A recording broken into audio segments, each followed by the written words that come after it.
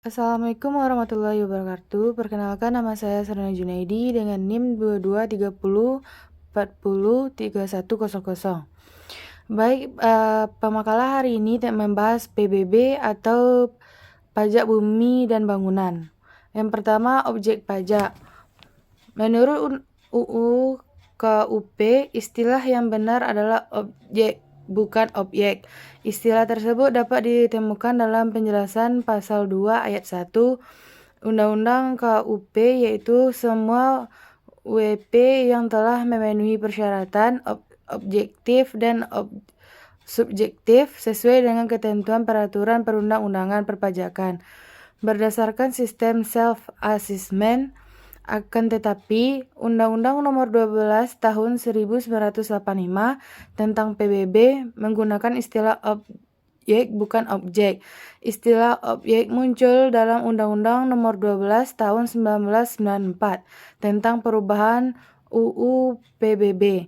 Menurut UU KUP, sistem perpajakan Indonesia adalah self-assessment, termasuk juga PBB. Namun dalam praktiknya lebih cenderung kepada official assessment. WP mendaftarkan objek PBB untuk pertama kali, kemudian melaporkan keadaan objek PBB setiap tahunnya dengan cara mengisi surat pemberitahuan pajak. Direktorat Jenderal Pajak menghitung nilai jual objek pajak, kemudian menetapkan dalam bentuk surat pemberitahuan pajak terhutang dan mengirimkannya kepada WP. WP membayar PBB terhutang berdasarkan surat pemberitahuan pajak terhutang yang diterima. Yang kedua, bumi.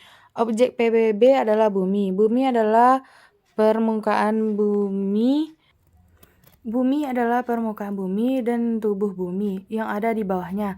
Permukaan bumi meliputi tanah dan perairan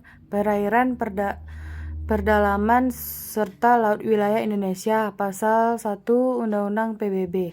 Bumi menurut Undang-Undang Nomor 5 Tahun 1960 tentang Peraturan Dasar Pokok Agraria Pasal 1 ayat 4 disebutkan bahwa pengertian bumi selain permukaan bumi termasuk pula tubuh bumi di bawahnya serta berada di bawah air. Dalam ayat 5 disebutkan juga bahwa pengertian air termasuk baik perairan pedalaman maupun laut wilayah Indonesia. Penggunaan istilah bumi pada PBB berakibat pada siapa saja yang menjadi subjek pajak. Artinya PBB dikenakan secara umum pada orang atau badan yang secara nyata mempunyai suatu hak atas bumi dan atau memperoleh manfaat atas bumi dan memiliki atau mengenai dan memperoleh manfaat atas bangunan. Seandainya istilah bumi diganti menjadi hak atas tanah, sehingga PBB berganti menjadi pajak hak dan atas tanah dan bangunan. PHTB, maka PHTB dikenakan hanya kepada objek yang bersertifikat tanah saja, seperti sertifikat hak milik, hak guna usaha, hak guna bangunan, hak pakai, hak pengelolaan, dan hak milik satuan rumah susun. Yang kedua, bangunan. Objek PBB berikutnya adalah bangunan. Bangunan adalah konstruksi teknik yang ditanam atau diletakkan secara tepat pada tanah dan atau perairan. Pasal 1 Undang-Undang PBB, termasuk dalam pengertian bangunan adalah jalan lingkungan yang terletak dalam suatu kompleks bangunan seperti hotel, pabrik, dan lain-lain yang merupakan suatu kesatuan dengan kompleks bangunan tersebut.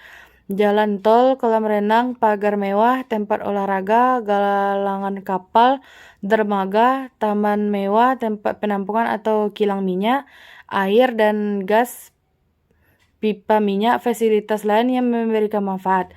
Taman mewah dan pagar mewah sampai detik ini belum pernah dibuat definisinya, tetapi dalam perakitannya telah dikenakan pajak. Ketiga, sektor PBB. Undang-Undang PBB tidak pernah menyebutkan istilah sektor PBB, tetapi makna tentang sektor muncul pertama kali dalam Peraturan Pemerintah Nomor 74 Tahun 1998 tentang penetapan besarnya nilai jual kena pajak untuk perhitungan PBB. Selanjutnya, makna tentang sektor semakin ditegaskan dalam Undang-Undang Nomor 28 Tahun 2009 tentang pajak daerah dan retribusi daerah. Tepatnya pada pasal 77 ayat 1 yang berbunyi, objek PBB perdesaan dan perkotaan adalah bumi dan atau bangunan yang dimiliki, dikuasai, dan dimanfaatkan oleh orang pribadi atau badan, kecuali kawasan yang digunakan untuk kegiatan usaha perkebunan, perhutanan, dan pertambangan. Istilah sektor muncul dalam Peraturan Menteri Keuangan Nomor 150 PMK 03/2010 tentang klasifikasi dan penetapan nilai jual objek pajak sebagai dasar pengenaan PBB. Objek PBB dibedakan menjadi 5 sektor, yaitu sektor perkebunan, sektor perhutanan, sektor pertambangan, sektor perdesaan, dan sektor perkotaan. Kemudian ditambah satu lagi, yaitu sektor lain berdasarkan Peraturan Menteri Keuangan Nomor 139/PMK 03/2014 tentang klasifikasi dan penetapan nilai jual objek pajak sebagai dasar pengenaan PBB. Khusus untuk sektor pertambangan dibedakan lagi menjadi beberapa. Satu, sektor pertambangan mineral dan batu bara. Kedua, sektor pertambangan minyak bumi. Dan ketiga, minyak bumi dan gas bumi. Dan ketiga, sektor pertambangan panas bumi. Sementara sektor lainnya dibedakan menjadi 5. Pertama, sektor usaha perikanan tangkap, sektor usaha budidaya perikanan, sektor jaringan pipa, sektor jaringan kabel, telekomunikasi, sektor jaringan kabel listrik, dan sektor ruas jalan tol. Yang selanjutnya, objek PBB yang dikecualikan. Objek pajak yang tidak dikenakan PBB pasal 3 Undang-Undang PBB adalah objek pajak yang pertama digunakan semata-mata untuk melayani kepentingan umum di bidang ibadah, sosial, kesehatan, pendidikan, dan kebudayaan nasional yang tidak dimaksudkan untuk memperoleh keuntungannya.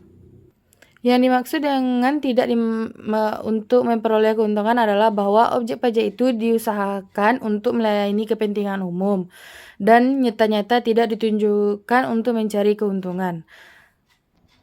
Kedua, digunakan untuk kuburan peninggalan purbakala atau yang sejenis dengan itu. Dan ketiga, perubahan hutan lindung merupakan hutan lindung, hutan suaka alam, hutan wisata, taman nasional, tanah pengembalaan yang dikuasai oleh desa, dan tanah negara yang belum dibebani suatu hak. 4. Digunakan oleh perwakilan diplomatik, konsultan berdasarkan azas perlakuan timbal balik. Yang kelima, digunakan oleh badan atau perwakilan organisasi internasional yang ditentukan oleh Menteri Keuangan. Objek pajak yang digunakan oleh negara untuk pelanggaran pemerintahan menentukan pengenaan pajaknya diatur lebih lanjut dengan peraturan pemerintah. Namun, sayang sampai saat ini peraturan pemerintah yang dimaksud tersebut belum pernah ada. Contoh objek pajak yang dimiliki atau dikuasai digunakan oleh pemerintah pusat, pemerintah provinsi, pemerintah kabupaten atau kota untuk menyelenggarakan pemerintahan adalah kantor-kantor pemerintah.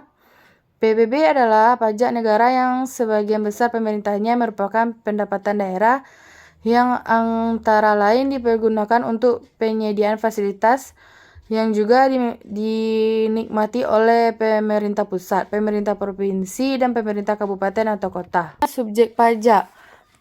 Subjek pajak adalah orang atau badan yang secara nyata mempunyai suatu hak atas bumi dan atau memperoleh manfaat atas bumi dan memiliki menguasai atau memperoleh manfaat atas bangunan. Subjek pajak yang dikenakan kewajiban membayar pajak menjadi WP, yang selanjutnya disebut WP.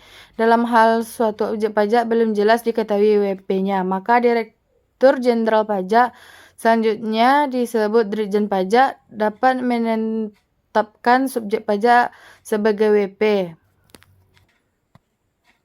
Surat pemberitahuan objek pajak. Surat pemberitahuan objek pajak yang selanjutnya disebut SPOP adalah surat yang digunakan oleh WP untuk melaporkan data objek pajak. Pasal 9 Undang-Undang PBB. Dalam rangka pendataan, subjek pajak wajib mendaftarkan objek pajaknya dengan mengenai SPOP. WP akan diberikan SPOP untuk diisi dan dikembalikan kepada Direktorat Jenderal Pajak.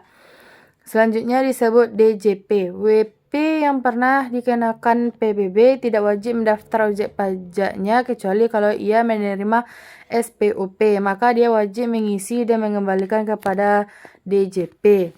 Yang selanjutnya nomor objek pajak.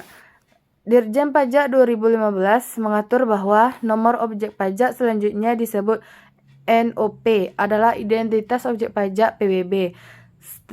Telah terstandar dan melekat pada objek, bukan subjek. NOP mempunyai karakteristik unik, permanen, standar dengan satuan blok dalam satu wilayah administrasi pemerintahan desa atau kelurahan yang berlaku secara nasional.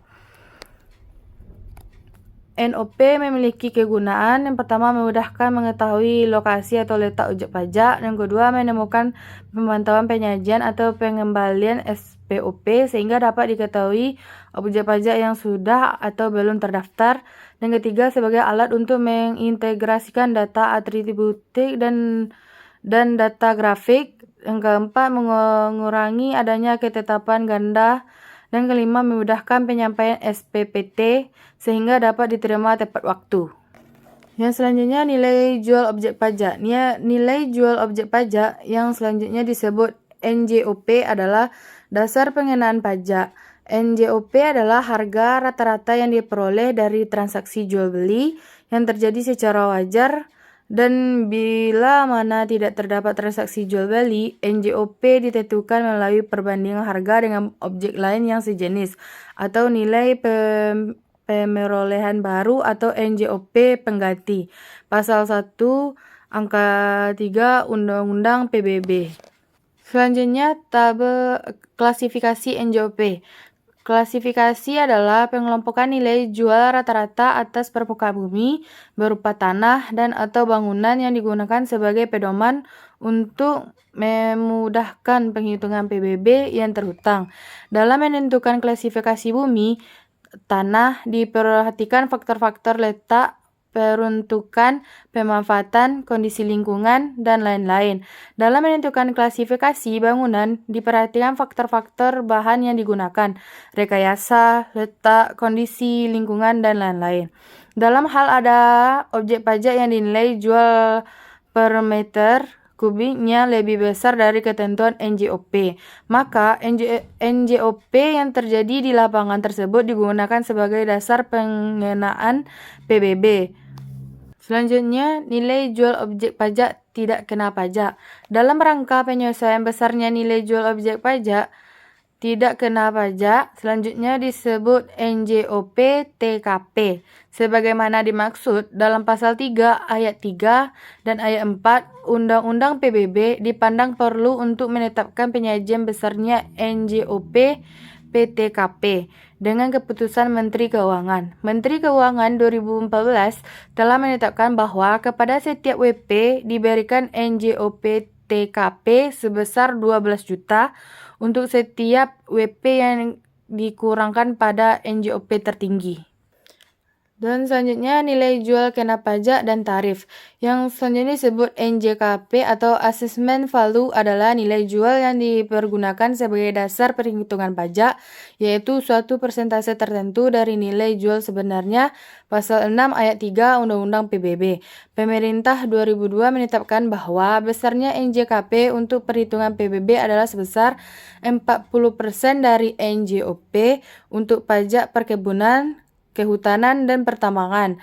Dan kedua, 40% dari NJOP apabila NJOP-nya 100 miliar atau lebih.